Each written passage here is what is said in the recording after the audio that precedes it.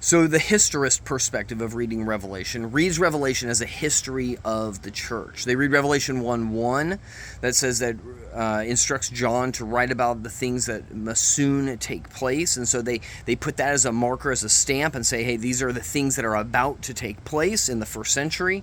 And then in Revelation 1:19, it says those that are and those that are to take place after this. And so there's this perspective. This is a continuity of events that God is revealing through Christ to the angel, to John, of these are the things that are going to happen throughout history, beginning in the first century. And so the historist looks at the events in history and ties them to specific events in the book of Revelation. And so in Revelation 6 and on, the 7 bowls, the 7 seals, the 7 trumpets, all of these things are tied to specific events. And again, depending on where they're at in Revelation, they may say, hey, we're still waiting on the 4th seal. And so they have an eye constantly towards political, global events, saying, hey, that might be the next event on the timeline of Revelation prophecy.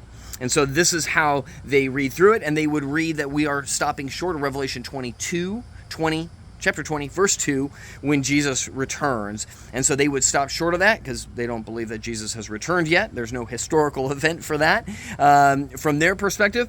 And so they would stop and they would look at that. So what this means is that often when they read, as a good example, the 7 churches, they would read them as historical churches, but then they would also say that this is actually symbolic of 7 church ages, of which the last one, Laodicea, is the church age that we are in.